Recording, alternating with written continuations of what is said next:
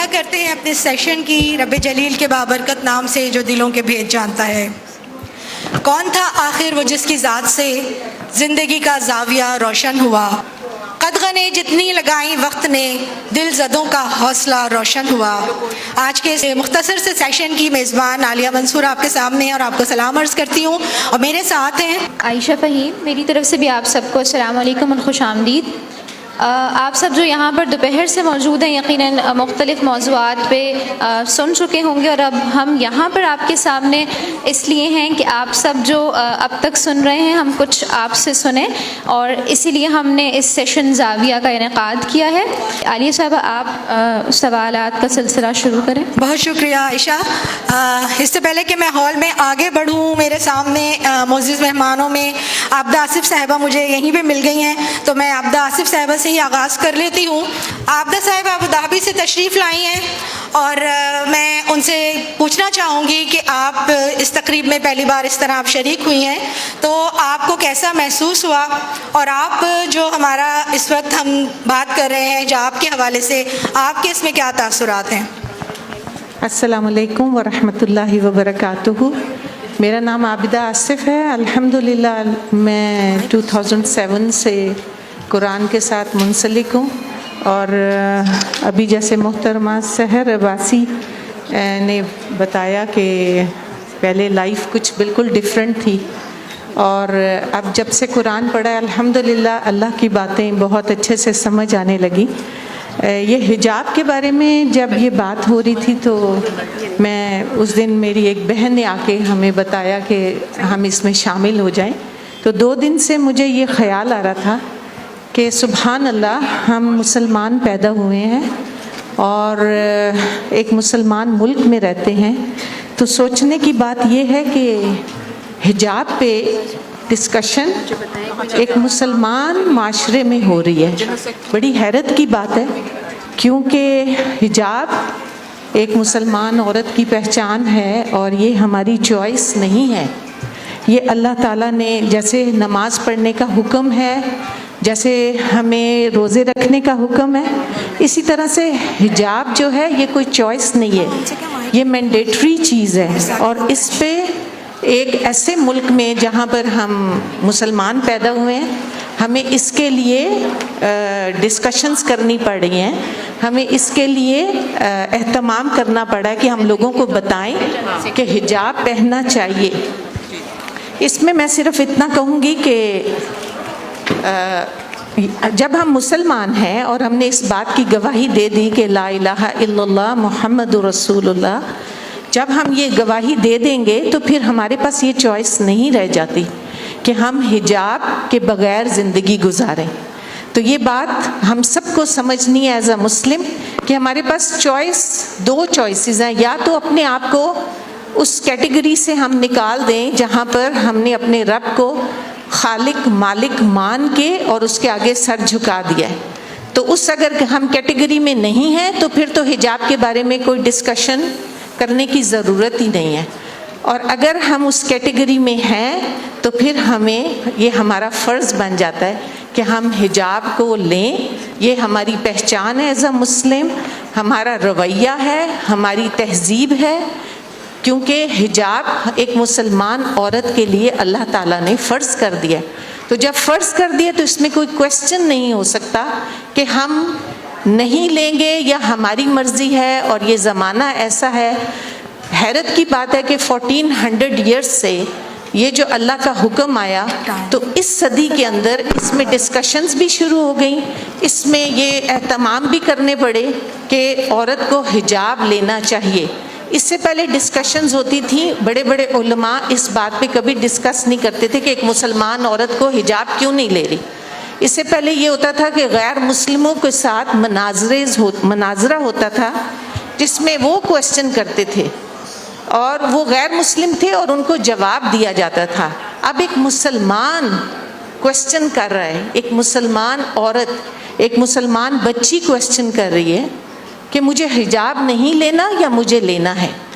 تو اس چیز کو بہت سمجھنے کی ضرورت ہے کہ ہماری چوائس نہیں ہے یہ، یہ چوائس پہ نہیں ہے. ہاں یہ بہت ایک ضروری چیز ہو جاتی ہے کہ اگر ہم نے اپنے آپ کو کمپلیٹلی سبمیشن میں لے گئے ہیں کہ اللہ رب العزت کو ہم نے اپنا رب مان لیا ہے, تو پھر یہ ضرور ہو سکتا ہے کہ ہمارے علم میں کمی ہوگی, اور جب علم میں کمی ہوگی تو پھر ہمارا کام ہے اپنے بچوں کو یا جو بھی کوئی سوال کر رہا ہے اس کو ایڈوکیٹ کریں کہ ہمیں حجاب کیوں لینا ہے.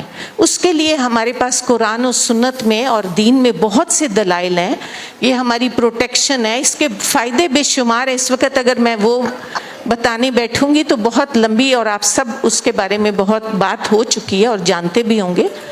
کہنے کی بات یہ ہے کہ لا علم کو علم والا تو بنا سکتے ہیں, لیکن اگر کوئی مانتا ہی نہیں ہے تو پھر اس کو آپ کیا بتائیں گے.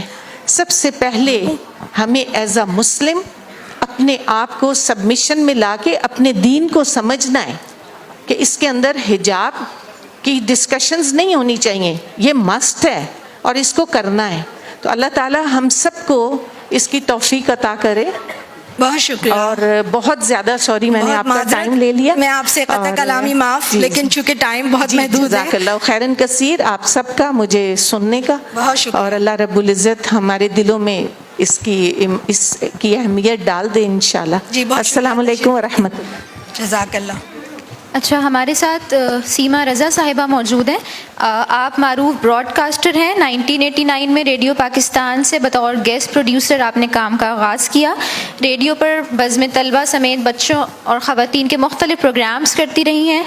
آنچل اور حجاب ڈائجسٹ کی ڈائریکٹ ایڈیٹر بھی ہیں, اور 2010 میں بیسٹ ڈرامہ پروڈیوسر کا ایوارڈ بھی حاصل کیا. ہم ان کی طرف چلتے ہیں.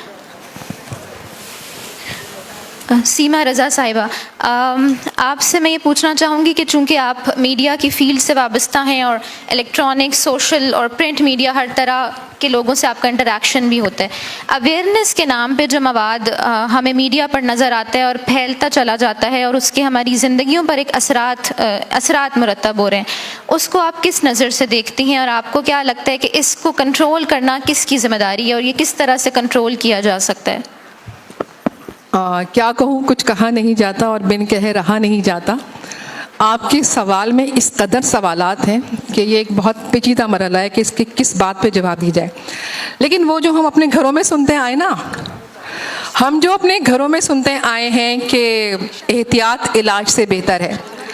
زمانہ جو ہے وہ انٹرنیٹ کا ہے, سوشل میڈیا کا ہے, ہر چیز آپ کو دستیاب ہے, ہر چیز وافر مقدار میں موجود ہے. اب آپ کنٹرول کریں گے تو کیسے کنٹرول کریں گے, کون کنٹرول کرے گا؟ جو پالیسی میکرز ہوتے ہیں جب وہ بناتے ہیں چیزوں کو, تو اس وقت کیا یہ احتیاط کی جاتی ہے کہ آپ کو اس طرح سے کنٹرول کر کے چلنا ہے؟ کیونکہ جب دنیا میں ایک نئے بچے کی آمد ہوتی ہے تو اس کا مطلب یہ ہوتا ہے کہ انسان جو ہے ابھی بہت آگے جا سکتا ہے, اور اللہ جو ہے اپنے لوگوں سے مایوس نہیں ہے. تو ہمیں آنے والے بچوں کے لیے, جو جنریشن ہے اس کے لیے پہلے سے پلاننگ کرنی چاہیے. اب جو کچھ میڈیا کے نام پر, جو کچھ ان تمام جتنی بھی میں کہتی ہوں کہ وبال جان جو چیزیں ہو گئی ہیں, اس کو ہم کیسے کنٹرول کریں, کس طرح سے کریں؟ وہ چیز جسے جاننے میں مجھے اتنا عرصہ لگا, اور میں ابھی بھی کہتی ہوں کہ اگر مجھے وہ کوئی چیز سمجھ میں آتی ہے, اگر میں کوئی ایک چیز کلک کرتی ہوں تو میں سوچتی ہوں کہ یہ کیا سامنے آ گیا. تو وہ سوچیں جو بچے ہم سے بھی چھوٹے ہیں, معصوم جنریشن ہے, وہ جب ان چیزوں کو دیکھتے ہیں تو ان پر کیا گزرتی ہوگی, گزر رہی ہے, اور اس کو کیسے کنٹرول کر سکتے ہیں, سوال یہ ہے. اس کے لیے ضروری یہی ہے کہ اگر جماعت اسلامی, جہاں بہت سارے حجاب کے معنی حیا کے بھی تو ہوتے ہیں نا, یہ پردہ ہے نا, ہمیں کس طرح سے اس کو کنٹرول کرنا ہے.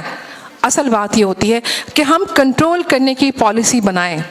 یہ جبھی ممکن ہے کہ جب ہم سب مل کر بیٹھیں, مشاورت کریں, تبھی یہ چیزیں ہوں گی, ورنہ نہیں ہو سکتی. چاہے وہ پرنٹ میڈیا ہو, الیکٹرانک میڈیا ہو, ہمارے اندر جب تک کوڈ آف ایتھکس نہیں ہوں گے, اخلاقی تقاضے نہیں ہوں گے جو ہمیں گھر سے ملتے ہیں, ہم چیزوں کو کنٹرول نہیں کر پائیں گے. اتنے سارے کیسز جو ہیں وہ سامنے آ جاتے ہیں. آپ کتنا کچھ کر لیتے ہیں, کیسے بچائیں گے آپ بچوں کو؟ میں نے بچپن میں کہیں ایک اسکول کے زمانے میں ایک تقریر کی تھی.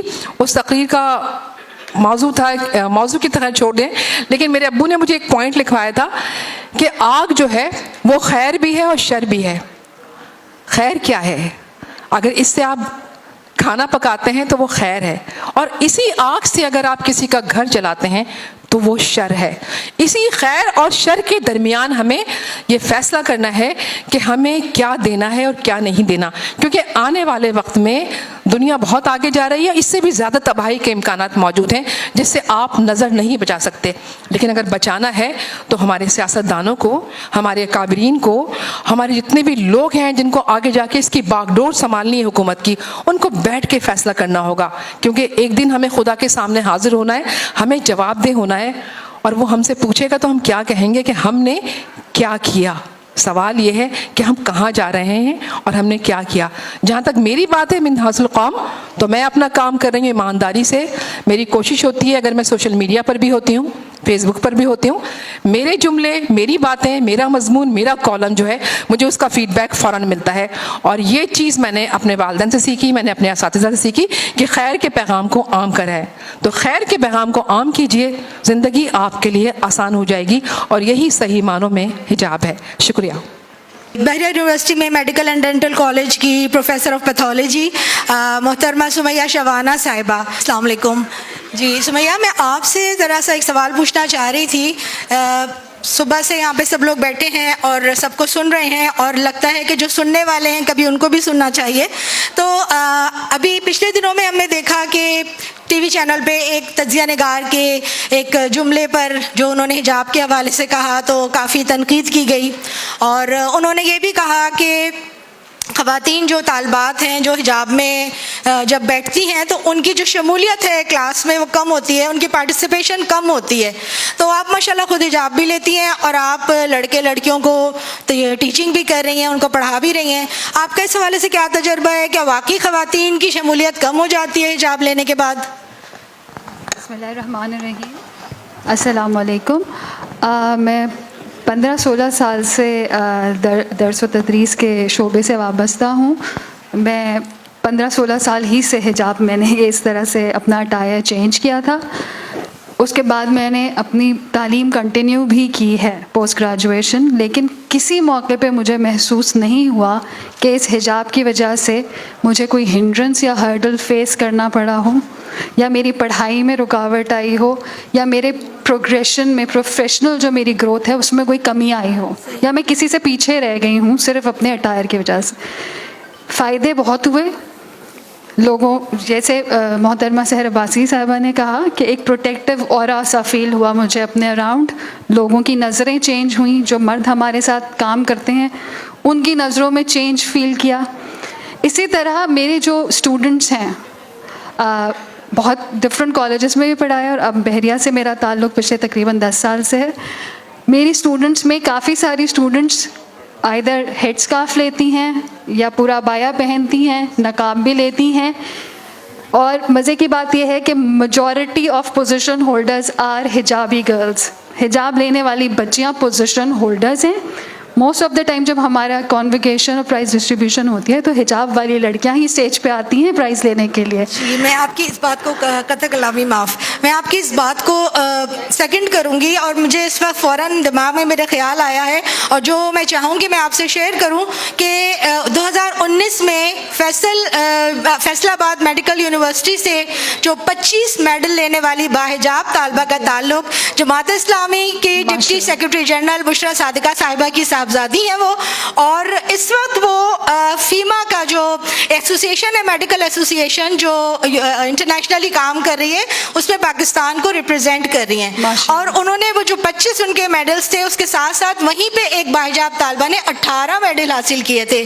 تو آپ کی جو بات آپ نے کہا کہ باحجاب طالبات زیادہ آگے بڑھ کر اس چیز کو اچیو کرتی ہیں، اور یہ میں نے اب چونکہ اس فورم پہ بھی آ رہی تھی تو میں نے بھی ڈسکشن کی کچھ اسٹوڈنٹ سے کہ آپ کو حجاب لے کے کیسا فیل ہوتا ہے، تو انہوں نے کہا یہ ہم کو امپاور کرتا ہے، کیونکہ اب ہمیں جھجک نہیں ہوتی بیٹھ کے بات کرتے ہوئے، اور نہ ہمیں باہر نکلتے ہوئے جھجک ہوتی ہے، ہمیں وہ جو نظریں ہیں باہر نکل کے جو مردوں کی دیکھنی ہوتی ہیں اس سٹریس سے स्ट्रेस जो है वो ख़त्म हो गया है, तो इट हैज़ एम्पावर्ड अस और वी फील मोर कॉन्फिडेंट। बिल्कुल सही, बहुत। और इसीलिए मेरे ख्याल से तो जो हिजाब है, जो बात कही उन्होंने, पार्टिसिपेशन कम नहीं करता, पार्टिसिपेशन बढ़ा देता है।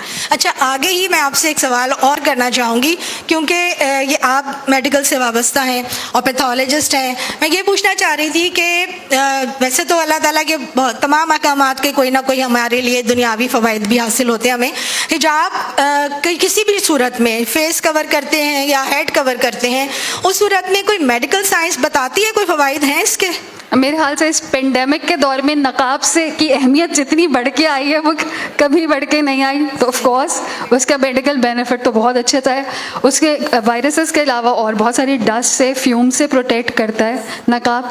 हेड स्कार्फ या कवरिंग से हम सनलाइट कि जो डेंजरस रेज हैं उनसे बच रहे होते हैं, जो कि ख़वातीन में जो ऑटोइम्यून डिसऑर्डर्स हैं जो ख़वातीन में ज़्यादा होते हैं उससे बहुत ट्रिगर करता है सनलाइट, उससे बचाती है। और इसके अलावा और बहुत सारे फ़वाइद हैं। सबसे बड़ा फ़ायदा, जब आप बाहर निकल रहे हैं और आप उस emotional stress and psychological stress से बचते हैं जो बेहिजाब ख़वातीन को बाहर निकल के फेस करना पड़ता है मर्दों की नज़रों से। बिल्कुल सही आपने तो आप वो जो साइकोलॉजिकल एंड इमोशनल स्ट्रेस, और इस पर रिसर्च हुई है, ये डिप्रेशन का बाइस भी बनता है, तो वो उससे बच सकते हैं हिजाब से, क्योंकि बहुत बड़ी अल्लाह की नेमत बिल्कुल है। सही। मुझे यही लगता है कि जो नज़रों की हरासमेंट होती है उससे हिजाब ख़वातीन को महफूज रखता है। अच्छा, हमारे दरमियान नाहिद नासिर साहिबा मौजूद हैं। मैं आपसे पूछना चाहूँगी कि आज़ादी और हुकूक के जो बयानी मुख्तलिफ हमारे माशरे के अंदर मौजूद हैं, इन दोनों के फ़र्क को आप किस तरह से देखती हैं? और चूँकि आप मुख्तलिफ NGOs की मेंबर्स भी हैं, तो आपको क्या लगता है कि हमारे माशरे में औरत को वो हुकूक दिए जा रहे हैं जो शरीयत उन्हें देती है या जो उन्हें मिलने चाहिए, और इनका किस तरह से तहफ़्फ़ुज़ हो सकता है? अस्सलाम वालेकुम।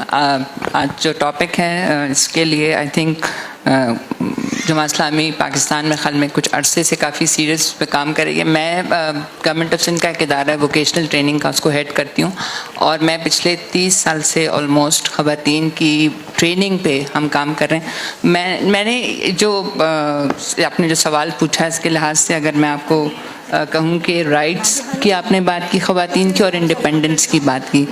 आई थिंक ह्यूमन राइट्स के लिहाज से देखें तो जो ह्यूमन के राइट्स हैं, चाहे वो औरत हो या मर्द, आई थिंक उसमें तो कोई भी किसी को शुबा नहीं है कि सबको एक ही स्टेटस पे हम रखे गए। और रोल्स की बात होती है, जिम्मेदारियों की बात होती है, वहाँ पे एक डिफरेंस है। अब इंडिपेंडेंस भी मशरूत एक शर्त लेकर आती है। अगर हम अपनी प्लेसमेंट या अपनी कनेक्शन देख लें इस दुनिया में हम कहाँ खड़े हैं, जब इस सवाल का जवाब हमें समझ में आता है कि बीइंग अ औरत, मैं इस दुनिया में मेरी पोजीशनिंग क्या है, मुझे अल्लाह ताला ने क्या इस सिस्टम में जो क्रिएटर उसके साथ मेरा रिलेशन क्या है, तो ये सारे जो सवाल अगर हम अपने आप को सही इसके जवाब दे दें तो फिर हमारी इंडिपेंडेंस का दायरा तय होता है। एक बिलीवर का, एक अल्लाह को मानने वाले की इंडिपेंडेंस बिल्कुल एक डिफरेंट होगी। वो अपने क्रिएटर को पहचान के एक सर्वेंट के तौर पे, एक गुलाम के तौर पे काम करता है, औरत मर्द बच्चा बूढ़ा कोई भी हो, ठीक है। और इसी तरह अगर इंडिपेंडेंस उस वक्त बदल जाएगी जब आप कहेंगे कि मैं मादर पिदर आज़ाद हूँ। देर इज़ खुदा न खास्ता जैसे बहुत सारे लोग हैं अनफॉर्चुनेटली जिन तक शायद हम नहीं पहुँच सके, कि जो अल्लाह को नहीं पहचानते, तो उनकी इंडिपेंडेंस अलग है। वो कहते हैं कि जी मेरी मर्ज़ी, मेरी चॉइस, मेरा जिस्म, मेरी मर्ज़ी, ठीक है।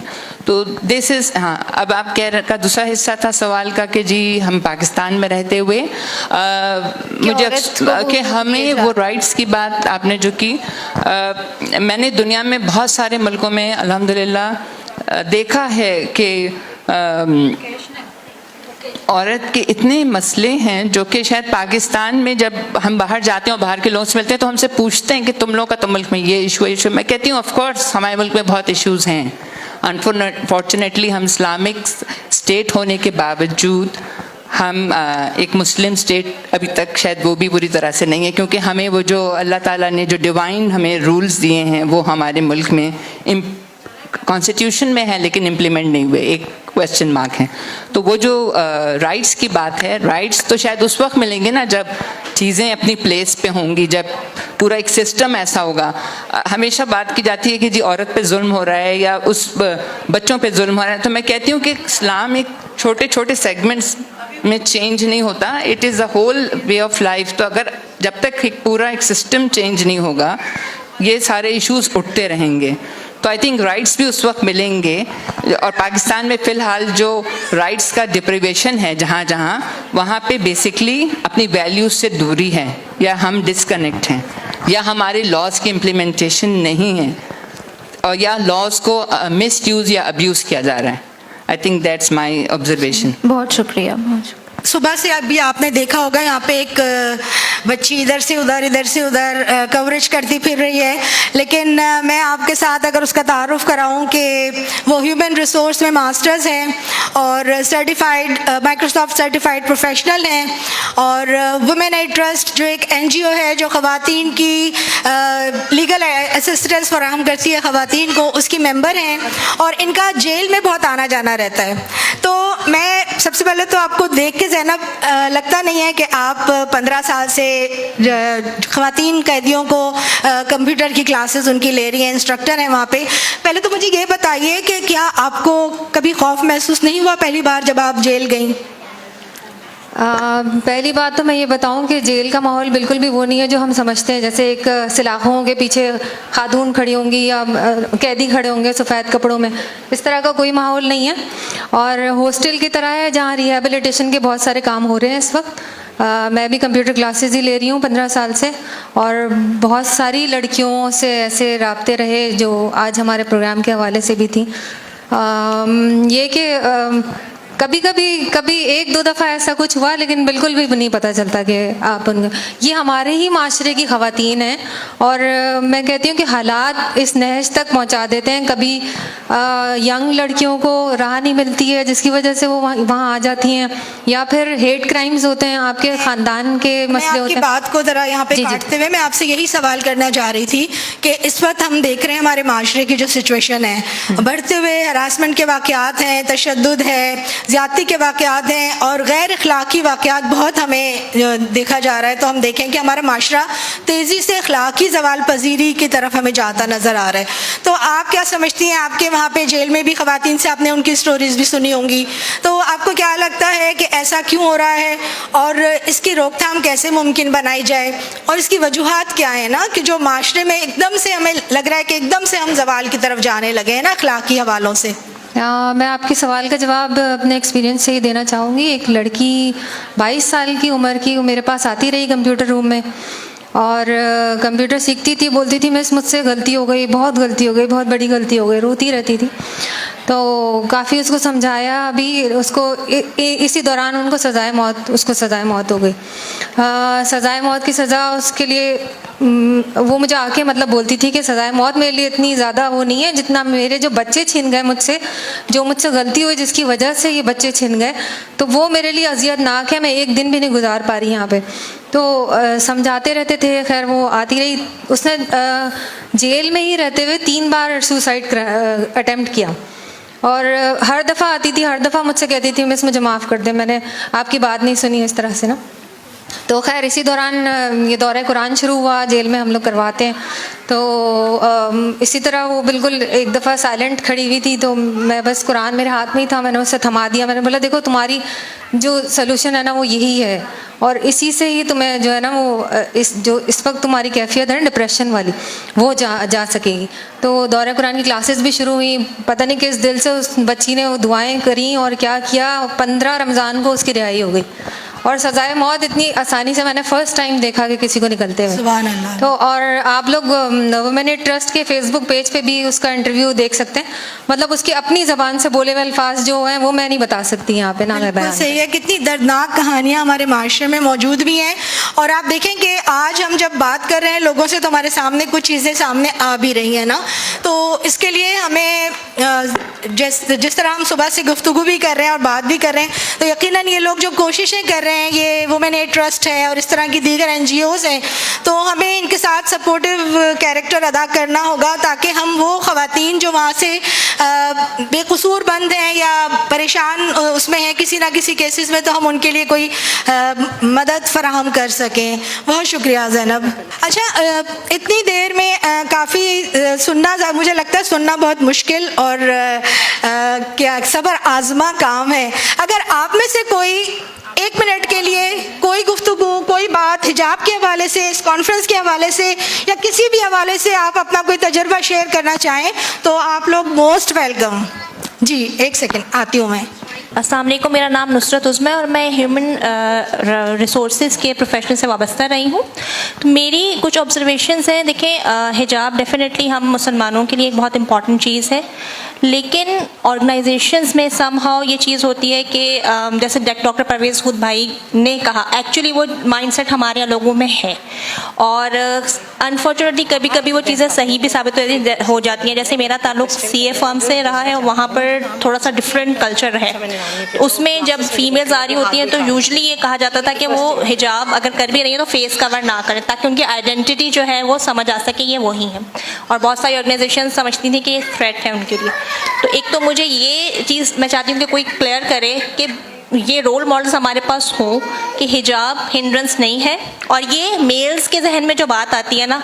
सेकेंडली, हमारे यहाँ ये समझ आता है कि अगर किसी लड़की ने हिजाब किया है तो मतलब वो महदूद हो गई है। ये चीज़ मुझे लगता है कि दिस इज़ समथिंग जिसको एड्रेस करना चाहिए। एंड थर्ड जो मेरी बात है वो ये है कि हमारे यहाँ पर एक एक्सपेक्टेशन होती है, अगर कोई लड़की हिजाब करी तो इसका मतलब ये है कि वो कोई कंटेम्प्रेरी चीज़ नहीं करेगी, वो फैशंस को विद इन बाउंड्रीज फॉलो नहीं करेगी। इस हवाले से भी मैं समझती हूँ कि क्लियरेंस होनी चाहिए।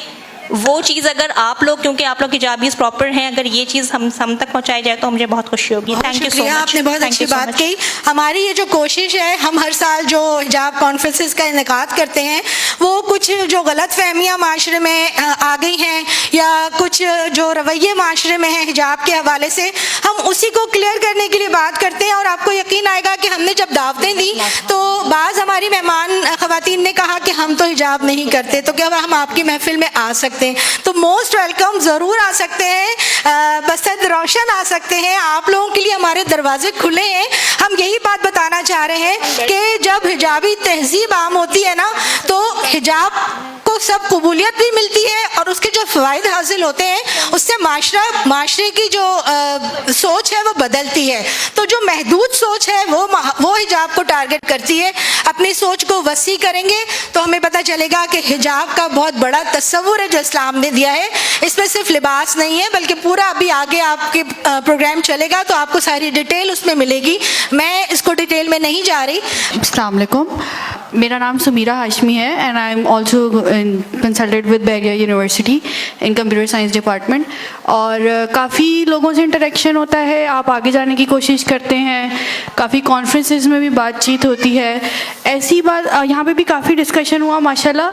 मैं शुरू से बस एक पॉइंट कहना चाह रही हूँ यहाँ पे कि माशाल्लाह हमारी यूनिवर्सिटी में काफ़ी स्टूडेंट्स हैं जो कि इसी तरीके से, जैसे यहाँ पर बच्चियाँ घूम रही हैं हिजाब में, माशाल्लाह बहुत अच्छे ड्रेस में आगे आती हैं, बढ़ती हैं, काम करती हैं। और ऐसा नहीं है कि इसको हिंड्रेंस समझा जाता है, ऐसा नहीं है। उनको काफ़ी प्लेटफॉर्म भी मिलता है कि वो अपनी बात आगे कह सकें। प्रॉब्लम यहाँ पर आ रही है फ़िलहाल कि मे बी या तो हम आगे जा चुके हैं या हिजाब औरत की प्रोटेक्शन के लिए बनाया गया था और है भी माशाल्लाह, हिजाब प्रोटेक्शन दे भी रहा है उसको। हमारे माशरे में हिजाब बहुत ज़्यादा है लेकिन कहीं ना कहीं ये कम पड़ता जा रहा है। अब हमें ज़रूरत ये है कि हम औरत को उसका तहफ़्फ़ुज़ प्रोवाइड करें हया से। और हया किस तरीके से लाएंगे हम? हया उसके अल्फाज में, वो अपने ऐसे अल्फाज चुने कि अपना तहफ़्फ़ुज़ उन अल्फाजों के साथ वहाँ पे खड़े होके मजबूती के साथ अपनी बात को बोल सके कि ये बात सही है और ये बात गलत है। जो तुम मेरे साथ कर रहे हो सामने से आगे, वो गलत है, वो सरासर गलत है। और उसको बोलने के लिए उसको ज़रूरत है हया के अल्फाज की, बाहया अल्फाज की, बाहया सब्जेक्ट्स पे बात करने की। तो मेरी आप लोगों से बस एक ये रिक्वेस्ट है कि आगे आप इस प्रोग्राम को बढ़ाएंगे। इंशाल्लाह जितनी भी औरतें यहाँ पर हैं वो आगे अपनी ट्रेनिंग को आगे लेके जाएंगी। प्लीज़ अपने घर में जितनी बच्चियाँ हैं, बहुएँ हैं, बेटियाँ हैं, बहनें हैं, سب کو اس چیز کی تربیت دیں کہ کل کو تمہیں کوئی بھی روکے, حجاب میں بھی کوئی بھی روکے گا آپ کو, حجاب میں بھی کوئی آپ کو آگے جانے کے لیے روکے گا اور کوئی بات بولے گا. اب معاشرہ ہمارا کچھ فرق ہے اور ہمیں عورتوں کو اور آگے لے کے جانا ہے. تو جہاں بھی کوئی آپ کو روکے, آپ باحیا الفاظوں سے مضبوطی سے کھڑے ہو کے وہاں پر اپنی حفاظت کرو, خود سے سیلف کانفیڈنس کے ساتھ, تاکہ آگے آپ کو کوئی روک نہ سکے. بس that was the point that I wanted to mention here. I hope آپ لوگوں کو کسی کی دل آزاری نہ ہوئی ہو, and thank you so much. بہت اچھی اور بہت پیاری بات آپ نے کی, بہت شکریہ. اچھا, یہاں پہ مجھے ایک پیاری سی بچی نظر آ رہی ہے, مس زریشہ. زریشہ سے میں کہوں گی کہ سامنے آ جائیں کیونکہ لوگ شاید پیچھے دیکھ نہیں پا رہے. زریشہ جو ہے انہوں نے مارکیٹنگ میں ماسٹرز کیا ہوا ہے اور یہ BVS بوائز اسکول میں ٹیچنگ کرتی ہیں. 7 سال کا ان کا ٹیچنگ کا تجربہ ہے. انٹرنیشنل اور نیشنل لیول پر کانفرنسز میں انہوں نے شرکت کی ہے اور انہوں نے ٹریننگ بھی دی ہے. اس کے ساتھ ساتھ ان کو سوشل ورک کا بھی شوق ہے اور یہ مختلف NGOs کے ساتھ سوشل ورک بھی کرتی ہیں. تو میں زریشہ سے یہ پوچھنا چاہوں گی کہ زریشہ, آپ نے پہلے تو یہ بتائیے آپ نے حجاب کب سے سٹارٹ کیا؟ السلام علیکم. I started from grade 9th and it was a really long story. مختصر کر کے سنا دیں. جی, ایکچولی مجھے ٹائیفائڈ ہو گیا تھا اینڈ مائی مدر تھاٹ کہ آئی ریئلی نیڈ ٹو کہ میں گنجی ہو جاؤں. تو آئی واز ان گریڈ 9, تو مجھے ہونا پڑا کیونکہ میرے بہت لمبے بال تھے اور اگر میں وہ نہیں ہوتی تو میرے بال سارے گرنے لگ جاتے, تو میں گنجی ہو گئی. تو اس کی وجہ سے میں نے حجاب لینا اسٹارٹ کیا. آلدو my mother is always where حجاب اور برقع نقاب وغیرہ سب کرتی ہے, میری بہن بھی, but she never forced it on me. مجھ پہ کبھی حجاب فورس نہیں کیا. یہ مجھے امی کی بہت بات جو ہے اچھی لگی. تو جب میں نے حجاب دینا شروع کیا تو it completely changed off my view. I felt really protective. Plus یہ بات بالکل صحیح ہے کہ آپ جو ہیں protection, I don't know how, but یہ مجھے فیل ہوتا ہے کہ یہ پروٹیکشن کے طور پہ. تو فار این ایئر میں نے حجاب لیا اور پھر جب میرے اتنے I got my pretty hairs back, تو میں نے حجاب انفارچونیٹلی میں نے اتار دیا. لیکن ایک ہفتے میں I really got that feeling that no, I really need to put it on. اور ماشاء اللہ سے اس دن سے میں نے جو یہ پلیج کیا اللہ سبحانہ و تعالیٰ سے کہ I'll continue taking hijab. ہماری دعا ہے اللہ تعالیٰ آپ کو اس میں مزید آگے بڑھائے, استقامت دے. اچھا, میں آپ سے ایک سوال یہ کرنا چاہ رہی تھی کہ کہا جاتا ہے کہ مخلوط ماحول جو ہے اس میں خواتین کو اعتماد زیادہ حاصل ہوتا ہے, یعنی خواتین کا اعتماد بلڈ کرنے کے لیے مخلوط ماحول ضروری ہے. اگر ایسا ہے تو پھر وہ خواتین جو مخلوط ماحول میں نہیں ہوتی تو وہ پھر کیسے اپنا اعتماد گین کریں, اور ان کے لیے پھر آپ کیا کہتی ہیں؟ پہلی بات تو یہ کہ I completely disagree with the fact that there is any relationship between co-education and confidence. It is entirely different. What is confidence? It's your self-belief, your faith, your trust in yourself. ٹھیک ہے, تو پہلی بات تو یہ ہے. اور جیسے کہ میں ایک BVS پارسی ہائی اسکول سے, one of the top schools of Pakistan, so it's completely boys school. اور اگر ہم دوسرے ٹاپ اسکول کی بات کریں ماما پارسی جو کہ ایک کمپلیٹلی گرل اسکول ہے, تو کیا یہ دونوں اٹس سنگل سیکس ایجوکیشن ہے, رائٹ؟ تو کیا ان کے پاس کانفیڈنس نہیں ہے؟ تو I believe it's a very completely wrong statement ہے کہ کانفیڈنس جو ہے کو ایجوکیشن سے ہی آتا ہے. بہت شکریہ عائشہ, تھینک یو سو مچ. مجھے لگ رہا ہے کہ جو آج یہاں پہ ہم باتیں کر رہے ہیں تو کافی چیزیں, کافی فیکٹس جس کو سمجھا جاتا تھا وہ غلط ثابت ہو رہے ہیں حجاب کے حوالے سے. تو فرحانہ اویس صاحبہ, آپ اگر کوئی بات شیئر کرنا چاہیں یہاں کے آڈینس کے ساتھ. بہت دیر سے سن رہی ہوں, ماشاءاللہ سب بڑا اچھا اپنا تجربہ بیان کر رہے ہیں کہ حجاب جو ہے یہ ایک پروٹیکشن ہے, حقیقت ہے حجاب ایک پروٹیکشن ہے اور لینا چاہیے تمام مسلمان بچیوں کو. اس میں ان کے جو گھر کا ماحول ہے وہ یقیناً ایسا ہونا چاہیے, اساتذہ کرام سے ان کو یہ سب کچھ ملتا ہے. لیکن یہ تمام جو باتیں ہو رہی ہیں, اور میں اس کے ساتھ ساتھ جب اپنے کاموں کو دیکھتی ہوں, کیونکہ میں نے تقریباً 25 سال ہو گئے مجھے میڈیا میں, اس سے کچھ زیادہ ہی بلکہ ہو گئے ہوں گے. میں نے ہمیشہ ایسے پروگرامز کرنے کی کوشش کی ہے جس میں اخلاقی تربیت جو ہے اس پر زور دیا ہے. اور آج بھی جب میں بات کرتی ہوں تو میری کوشش یہ ہوتی ہے کہ انسان کا اخلاق سب سے پہلے بہتر کیا جائے، کیونکہ جب آپ ایک اچھے انسان بن جاتے ہیں اور آپ کی آنکھوں میں حیا پیدا ہو جاتی ہے تو پھر یہ خواتین کی طرف بری نظر اٹھانے کی ضرورت ہی نہیں ہوتی. تو میں سمجھتی ہوں آج جب میں پیچھے مڑ کے دیکھتی ہوں تو شاید 1% کہیں کوئی فائدہ ہوا ہو کسی کو، لیکن معاشرے میں جتنی تیزی کے ساتھ بگاڑ پیدا ہوا ہے، نہ تو میڈیا اور نہ ہی ممبر اپنا حق ادا کر سکا ہے. اور میں سمجھتی ہوں کہ اب ایک بہت بڑی ذمہ داری جو ہے وہ قانون کی رہ گئی ہے، صرف کہ قانون میں اتنی ایمانداری کے ساتھ، سختی کے ساتھ اس کو برتا جائے کہ پھر یہ تمام جو فحاشی پھیلی ہوئی ہے اس وقت معاشرے میں اس کو ختم کیا جا سکے. آخر یہ کیوں ہے کہ زینب بل پاس ہو جاتا ہے لیکن اس کے باوجود روزانہ 12 لڑکیوں کا ریپ ہو رہا ہے؟ ایسا کیوں ہو رہا ہے؟ اس کا مطلب ہے کہ قانون کمزور ہے. ہمارے قانون میں بہت ساری خامیاں ہیں. ایک تو ڈیلے آف جسٹس اتنا زیادہ ہے کہ اس کا جو ایک امپیکٹ ہے وہ ختم ہو جاتا ہے. اتنی زیادہ پیشیاں ہوتی ہیں، اتنے زیادہ اس میں بہانے ہیں، اتنے چور دروازے ہیں کہ ہر چور کو باہر نکلنے کا موقع مل جاتا ہے. بڑے بڑے مفتیان کرام جن کے نام چل رہے ہیں آج کل، ان کو بھی باہر بھاگنے کے موقع مل رہے ہیں. تو یہ تمام کام جو ہم اپنی اپنی جگہ پر کر رہے ہیں، جماعت اسلامی بڑا اچھا کام کر رہی ہے، سالوں سے کر رہی ہے. ہو سکتا ہے 1% کسی کو فائدہ ہو گیا ہو، لیکن اب جس فیز میں میں ہوں یا میں جس طرح سے معاشرے کو دیکھتی ہوں، میں سمجھتی ہوں کہ چاہے وہ اساتذہ کرام ہوں، چاہے وہ والدین ہوں، اور میڈیا کا کردار ہو، یہ تمام چیزیں فیل ہو گئی ہیں. اور کیوں فیل ہو گئی ہیں؟ کیوں پیسہ اتنا امپورٹنٹ ہو گیا ہے؟ کیوں یہ فحاشی اتنی امپورٹنٹ ہو گئی ہے کہ جب تک کوئی خاتون جو ہیں وہ بال کھول کے نہیں جائیں گی ان کو میڈیا میں پروگرام نہیں ملے گا، جب تک وہ ٹائٹ جینز پہن کے نہیں جائیں گی وہ مارننگ شو میں نہیں بیٹھ سکتی ہیں. اور اسی طرح سے جب ہم بات کرتے ہیں کہ کوئی خرابی پیدا ہو رہی ہے معاشرے میں، اور جب اس برائی کو دور کرنے کے لیے ہم کورٹ میں جاتے ہیں تو وکیل اور ججز، مجھے بڑے افسوس سے کہنا پڑتا ہے کہ ہمارا نظام بہت زیادہ بگاڑ اس میں پیدا ہو چکا ہے، بہت خامیاں پیدا ہو چکی ہیں. میں تو صرف دعا کرتی ہوں اب جب میں اپنے معاشرے میں سب چیزوں کو دیکھتی ہوں کہ پروردگار کچھ ایسا نظام ہمارا جو ہے وہ بن جائے قانون کا کہ جب کوئی عورت، جیسے کہ پچھلے دنوں ایک قانون بنا تھا کہ اگر شوہر آپ کے اوپر کوئی سختی کرتا ہے یا زیادتی کرتا ہے یا آپ کی پٹائی کرتا ہے تو آپ پولیس اسٹیشن جائیں، اور خواتین پولیس اسٹیشن باقاعدہ بنائے گئے تھے، وہاں جا کے شکایت کریں، وہاں آپ کے شوہر کو بلایا جائے گا، اس کو سمجھایا جائے گا، ڈانٹا بھی جائے گا وغیرہ وغیرہ. جتنی خواتین تھانوں میں گئیں ان کے شوہروں نے واپس آ کر ان کو طلاق دے دی. تو کیا فائدہ ہوا ایسے قانون کا؟ پولیس میں جانے کے بجائے کوئی اور طریقہ اختیار کرنا چاہیے تھا، کوئی اور ذریعہ ہونا چاہیے تھا. جیسے وہ پہلے بڑوں کی کچھ بیٹھکیں ہوتی تھیں، اس طرح ہر جگہ، ہر ادارے، ہر علاقے میں کچھ ایسے لوگوں کو، بزرگوں کو بلانا چاہیے تھا کہ وہ بچی وہاں جا کر اس طرح سے بات کرے کہ اس کا بھی پردہ رہے اور اس کے شوہر کا بھی پردہ رہے.